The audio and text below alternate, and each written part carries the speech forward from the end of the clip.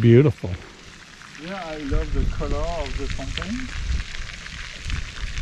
The first time it's striking me, you know, so obvious, you know, that purple. Yeah. And 15 years ago I was not a guide here, so I came to Normandy with a new eye. So I asked how many visitors they have there, and they said 1.5 million visitors in Normandy, in Colville. Okay, and they said it's so many people that you know, they have to bear or to Limit the access. Like, you cannot step on the grass, because if you have families that want to visit, they will come and they will see that the grass has disappeared and it's getting muddy instead, so it's not beautiful. So they have to close some access. So I wondered, because here nothing is never closed, you can step on the grass, they don't care. So I asked, how many visitors do you have here? And the director answered 40,000 each year. That's it. And the thing is, it's the biggest cemetery, but it's very off the road. It is 40 kilometers away from the highway. And you must really want it to come here. So that's why none of your American presidents has ever been here. Really? They all go to Colville when they come to France. Colville. And it's D-Day, it's World War II, it's much newer. Yeah. Yeah, and people know about it. Not World War I. Yeah. And maybe your grandpa fought, but now they're kind of not many left, I don't think. Well, from World War II. There's still some, but yeah, the veterans of World War II. Yeah. There are no more World War I veterans, I don't think. No. The last French World War I veteran died in 2008. I think I remember that. Yeah. He was called Lazare Ponticelli. Yeah. So Italian origins. Ponticelli. This is just beautiful here. As I walked through this cemetery, an incredible sense of sadness overcame me. The largest American military graveyard in Europe, and beside the family who were here when we arrived, we are the only people here. Suddenly, it became very important to me to say the names on the grave markers in my head, just to let them know they are not forgotten.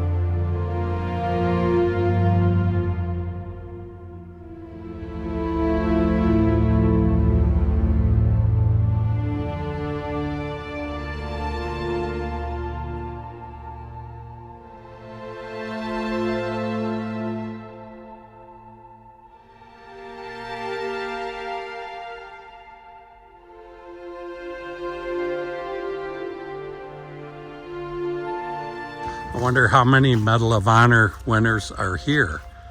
9. 9? Yeah, 9 on the total. which is a lot. Because the Saint-Mihiel Cemetery has like less than 5,000 and only one Medal of Honor. At where? Normandy? No, in Saint-Mihiel, the Oh. Saint-Mihiel Cemetery. I didn't pay attention when I was in Colville.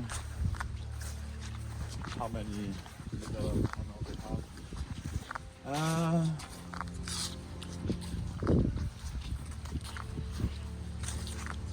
So will I find it?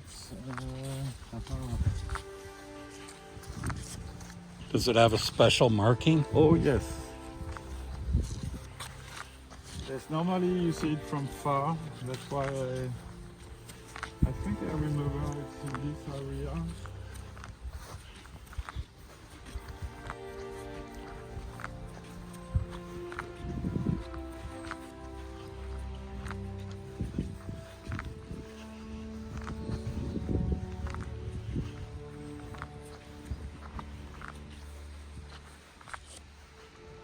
Oh yes.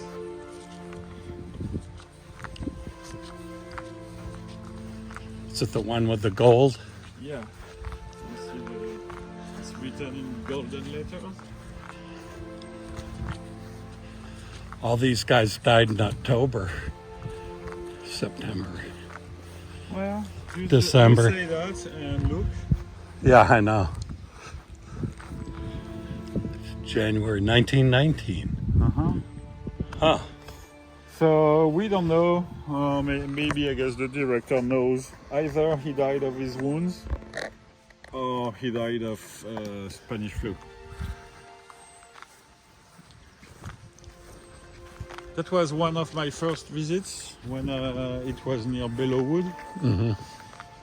A lady was visiting his great uncle, and on the cross it was written that he died in 1920.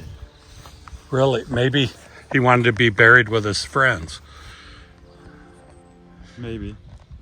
Harold W. Roberts, Corporal, 344th Battalion Tank Corps, California. I will look him up. Medal of Honor. So I remember he got his medal because he was in a tank, and the tank was put upside down and fell. I don't know if it's a pound or smaller, but he fell in the water, and the inside of the tank was filling with water, and before it was completely full of water, he pushed one of his men out of the tank.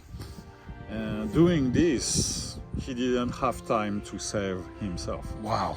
So they gave him the medal because he sacrificed himself to save one of his men instead of saving himself directly. I'm going to get out just for a second.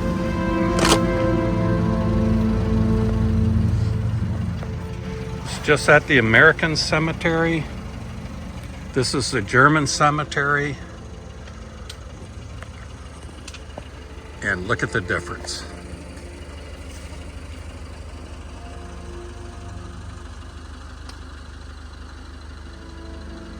Pretty stark difference.